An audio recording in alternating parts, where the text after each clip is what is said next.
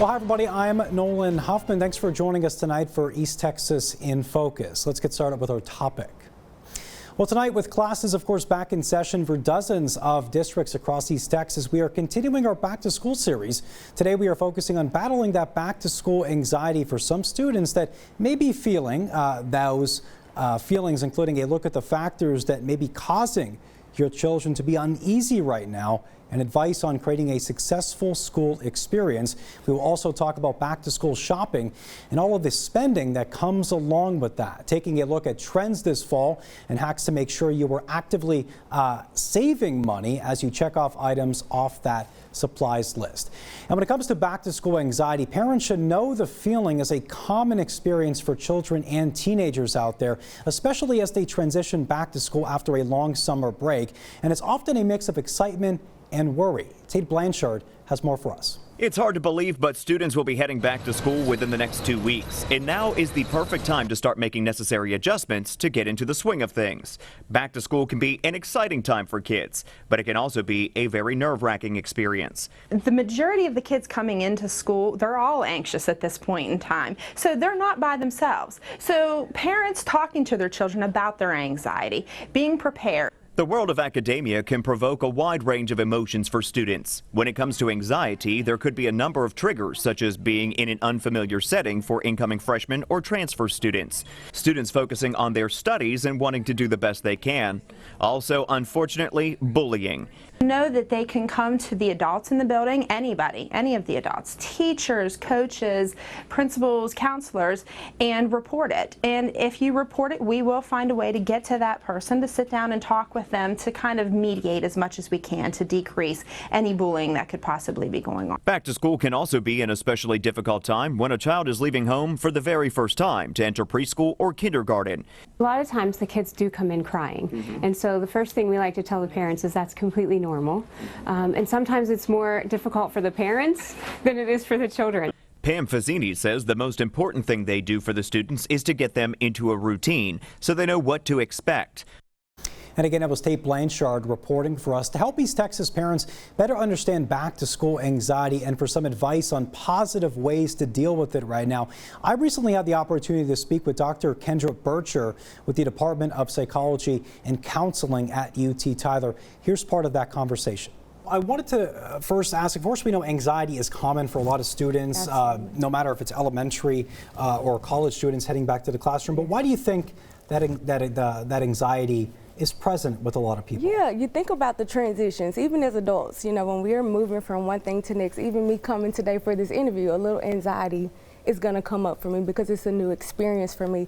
And even those students who have been in school for a while, they don't know who their new teachers are going to be, who's going to be in their classrooms, things like that. And so they can create a level of anxiety as well as what's happened in the past for them at school that could create some excessive worry too about going back to school. Right, and as a parent's perspective this morning, how can they exactly tell and know if their student, if their child is having some of these feelings? Yeah, so I work with a lot of teenagers, adolescents, and children, and one thing that I like to communicate with their parents is that they know their child best, and so they need to pay attention to what are some changes that I'm noticing in my child's behavior. Are they really restless? Are they trying to avoid school?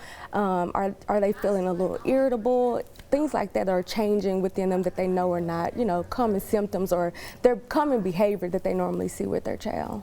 What have you seen over the years that might work for anxiety? I know it probably depends person to person, but is there anything you could say on that? Yeah, so I would say from a therapist perspective too, I work in private practice. So I do a lot of CBT, things like that to help them identify thoughts, feelings, and behaviors to address the anxiety.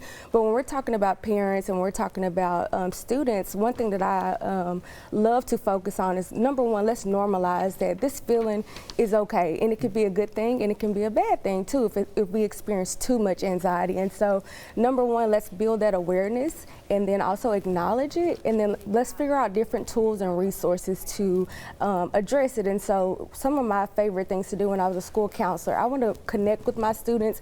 I want to make sure that they have support systems. I want to provide open communication. So one thing that I really recommend for parents is, instead of waiting until the thing happens, until they see the symptoms, let's have these ongoing conversations with our child. It doesn't have have to be about mental health, but when those opportunities come up for them to talk about, hey mom, I'm feeling a little different, or hey dad, or whoever their caregiver is, if I'm feeling something is off with me, my stomach hurts a lot, I'm sweaty, you know, I'm just really worried, I don't want to go to school.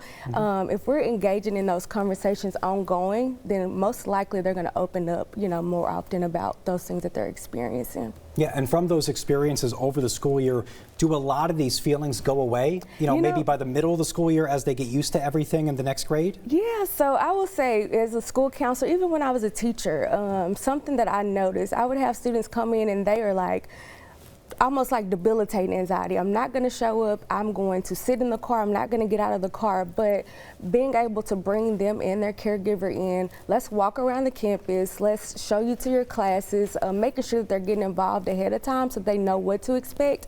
They eventually build that confidence and they feel more comfortable after they've met these people that they know will support them. And so I would say within 2 weeks, they, you know, feel a little bit better. Now, after a month, if I'm noticing some things are not getting better, I want to start to investigate what other areas are, you know, creating this anxiety that they're experiencing. Because it could be more than school, or it could be several factors at school that we may need to, you know, dive deeper into to understand. Right. Of course, college students, they're not too far away now from going back to the classroom on campus as well. What do you think makes that a little bit different, of course, to elementary or high school? Because they have a lot more responsibilities than those children do. Yeah, I was looking at the research. The CDC puts out research about mental health disorders in children and adolescents, talks about college students. And when I was looking at anxiety from 2021 to 2023, it increased by 7% per age group. So you think about kindergarten, pre-K, it was about 3% of those kiddos are experiencing anxiety. By the time you reach adolescence, which is about 12 to 17 years old, about 16% of students are experiencing anxiety. By the time they get to college, we're at 37% of those students. And so when I think about what's happening, what's going on, as you mentioned, more responsibilities, stepping into adulthood, what other stresses are out there? Trying to figure out housing, meals, being away from family. I have this new schedule that I've never experienced before. I go to school on Monday, Wednesday, and Friday, or Tuesday and Thursday, you know, and so those are new experiences when they're used to having this structure at school, and now they have this freedom and this independence that they have to kind of take control of, and they can be intimidating. Yeah, absolutely. It certainly is intimidating going to college for the first time. Yes. But on that note, do you just think, you know, certain people handle anxiety and stress better than others? You know, I do agree with that. I believe it all comes down to our foundation, our background, and what, you know, support we've had over time. So I also work with students who have experienced trauma. So their ability to adapt to anxiety is going to look a lot different than a kiddo who has had ongoing support, or, you know, has come from a family that has engaged in certain conversations over time, or they've been engaged in therapy before. And so those support systems, that structure that we provide for them, can help. It's definitely they're definitely able to overcome it, but it's not going to completely go away. So as you mentioned before, it's like almost normalizing that, you know, this is an ongoing experience. It's about worry, it's about excitement. Like, those are a combination of the things that we feel when we have anxiety. And so will I be able to adapt and adjust? Yes. And so I love to teach kiddos or teach students how to identify what are those triggers for me, what coping strategies work for me. So journaling might work for me, but you like music, or you like to put your headphones on and doodle. That's the way that you adapt. And then sometimes we need medication. Sometimes we need a combination of medication and therapy as well. Okay, Dr. Bircher, thanks for coming on with that advice this morning. Absolutely. Thank you so much for having me. All right, that's a good start tonight. When we come back with East Texas in Focus, we focus on parents.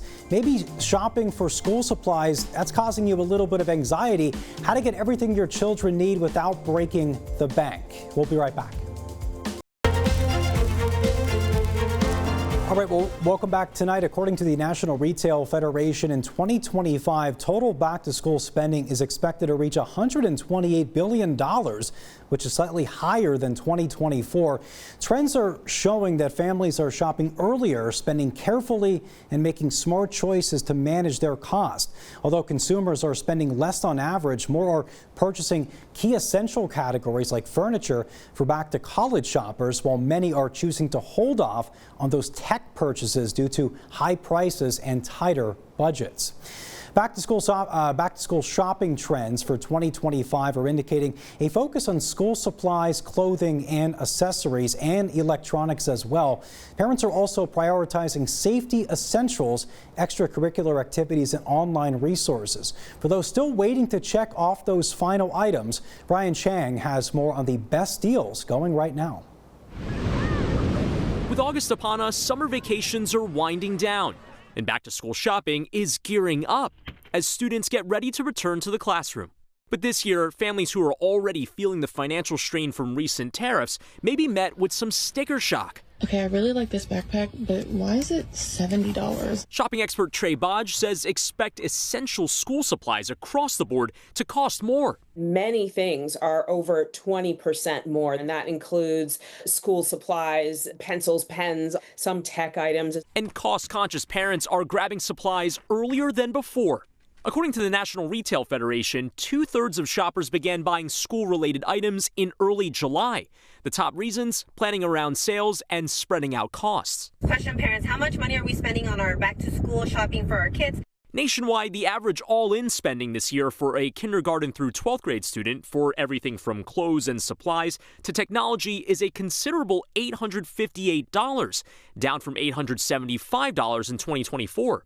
For a college student, parents plan to spend $1,326, also down from $1,365 last year. Spending is going to be down a little bit, but because items are more expensive in general, what that means is that parents and kids are going to be able to afford and buy fewer things. For Rachel Reyes, a mom of 2 boys, back-to-school shopping is already daunting, without adding on the extra expense. I refuse to pay $19 for a pack of 96 sharpened pencils.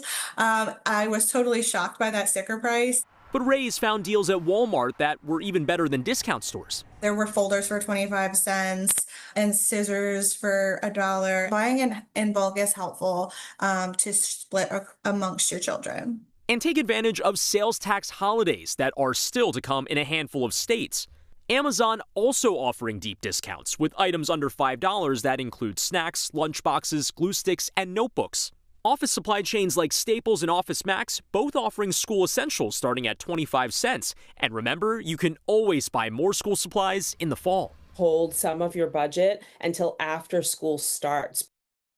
All right, again, that was Brian Chung reporting for us. Experts also say to make back-to-school shopping even easier and more affordable, it is helpful to plan ahead out there and set a budget and take advantage of those sales and discounts.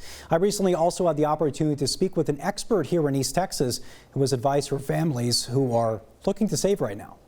All right, well, on the topic of dealing with back-to-school shopping right now and what to expect specifically this year, we're now joined by Dr. Carrie Camp, who's a professor of marketing at UT Tyler, to give us such more tips on your Friday morning here. Dr. Camp, thanks for coming on. Happy to be here. We appreciate it. So if somebody hasn't gone back-to-school shopping just yet, what can they expect here in 2025? Prices are a little bit higher than what we've seen before due to the tariffs and the inflation a little bit. So I would encourage people to go ahead and look for deals, look around, compare prices, look for coupons online. So do a little bit more research than they might have done in the past to try to get the best deal.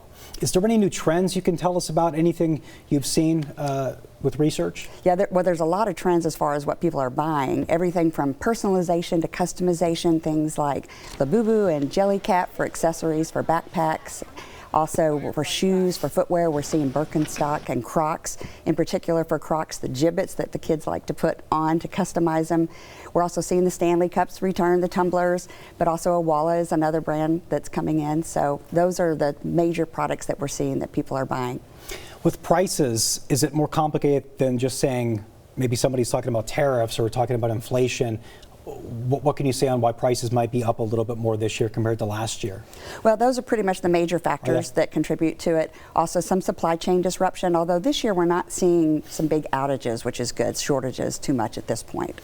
Where are some of the best stores, specifically around here in East Texas, where everybody can get there and get what they need for back to school? The dollar stores, the discount stores are always a great place to shop, as well as online. People are still finding some really good deals online, but I also encourage people to shop at those local small business owners.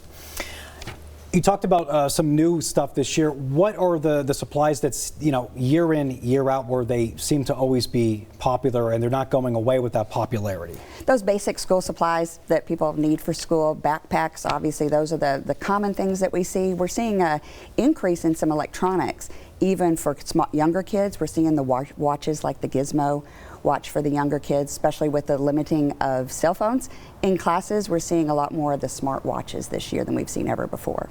Yeah, and specifically with college students, they're always, getting those back to school supplies.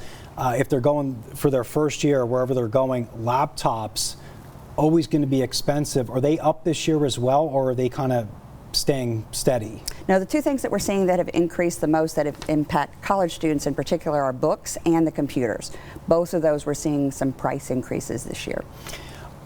I went to college back in Pennsylvania. Books are always a major factor, and people always complain, why are books so expensive? Is there anything you could say about that? I don't think I've ever asked anybody that before.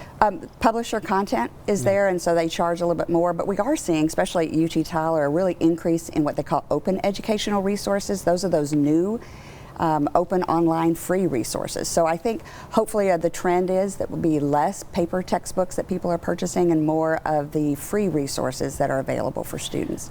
Do you think at some point with books being online or just physically in print, is it going to move eventually to just online, do you think, or are you always going to have a market for those physical books? Because some people like to have a book in their hand versus looking at a screen. There's still a preference with students to do the e-books, although the older students, sometimes in our graduate programs, prefer the paper books to be able to mark in them, but students can search things much quicker with the e-book, so the preference today tends to be more for those electronic books. What does back to school shopping, no matter what grade, college, elementary, what does it do for the economy right now? Oh, it's significant. It makes a significant impact. In fact, it's about $39.4 billion this year, which is about $500 million more than last year. So it's a significant impact on the economy. It also helps retailers fill the gap, because there's a big gap in sales until the holiday season. So having those sales in August and September really help the local businesses have that increase in revenue. What advice would you offer to parents who, again, maybe haven't gotten back to school shopping and are planning to take advantage of tax-free weekend coming up? Tax-free weekend is great. You get discounts on, you get the savings on computers, on footwear, on clothing.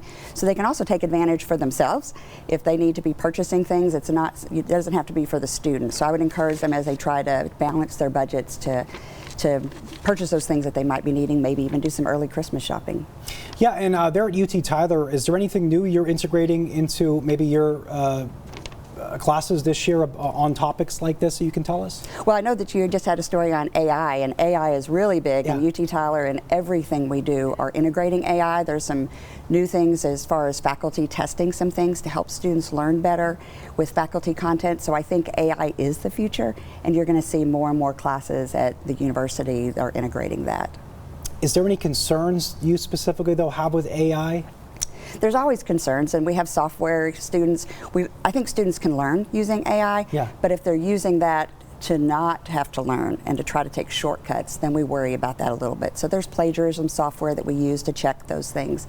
So I think that's the biggest concern. There's testing software for those that test online to make sure that it's actually the student, the one that's taking the test. So these are all things, but I think that overall the positives outweigh the negatives on this. And then finally, for you specifically, how can AI help you with better lesson plans and stuff like that? I utilize it every once in a while, not really. I probably should use it more, only for certain things. It's great. Like when I'm trying to create a new assignment, I can use ChatGPT, for example, to be able to go in and say, if I want to create a retail assignment, and they go do a study on that, they'll come up with the learning objectives, the specific outcomes that you're looking for. So it gives me a starting point. I don't use that as my sole source, but I think it's good for brainstorming new ideas that I may not have used before. And then finally, before we go to break here, any other advice when it comes with back to school shopping, prices right now, stuff like that you can give to parents and students this morning? If they haven't shopped yet, I would encourage them to do so. About 2/3 of families actually started shopping in July. So they started really early this year to look for those deals. So I think if they haven't done it, there may be some color choices and styles and things like that that they might be a little more flexible about at this point. But I would encourage them to take advantage of this tax-free weekend. All right, Dr. Kim, thanks for coming on. Great. Thank you for having me. All right, that's some good advice tonight. When we come back, many districts started their school year earlier this week. And look at how week 1 is going across East Texas. Don't go anywhere. We'll be right back. That nearly 40 school districts across East Texas are now back in class, including Full Armor Christian Academy, a small private school in Henderson. Ella Mitchell met some students there and staff on their very first day who say they are very excited to start a brand new school year with their family. So make sure it's like a whole. This small Christ-centered school in Henderson had their first day of school Wednesday. It is year 31 for Full Armor Christian Academy, where the average class size is 10 students. Whatever is on the board. The biggest buzz around the campus this year, the new basketball courts. Basketball season. Well, this is only my second year. I'm going to be trying out for it. I am kind of excited because I have played in Henderson for like 2 or 3 years. Micah Jackson has been head of school for 3 years, and she says Full Armor is focused on educating their students in biblical truth, using sports and extracurricular activities as the avenue to share their message. We get to teach sports through that biblical worldview, and so devotionals and things that really kind of work in with sports themes. And the focus is not only on students, but also parents. Relationships are everything here, and we can't forget about the parents. Walking through the halls on day 1 was filled with families and friends sending off their loved ones to class. Lunch help is grandmothers that come and work with the kids, and we have volunteers that come. Helping the school feel like family. There's such a strong community here. Like, I feel very supported by everyone. Grateful and excited for another year of learning together. The Kilgore Public Library is making sure every student is ready for the new school year. That's why they held an event recently supporting homeschool families. Homeschoolers from around East Texas were invited to connect with each other and offer support for one another. Representatives from Kilgore College were also there offering information and guidance for their dual credit program. Organizers say as homeschooling continues to expand across the United States, so does the need for these types of events. So Kilgore, actually all over the U.S., homeschooling has exploded in the last couple of years, and the library just recognized that homeschoolers needed a place where they could come at the beginning of the year, preferably, to get access to resources and things that are in the area that they may be able to use in their curriculum or during their school year. And there was even a curriculum swap in which parents could bring their old lesson plans and books and pass them on to somebody else who can use them in the new school year. Coming up after the break, final thoughts this Saturday. We'll be right back. All right, welcome back. By the end of next week, more than 160 school districts, private schools, and colleges and universities will all be back in classrooms across East Texas. We hope tonight's information will help make sure you and your family are ready to go on day 1 and the entire school year. That's going to do it for this week's episode of East Texas in Focus. Have a great rest of your night, everybody.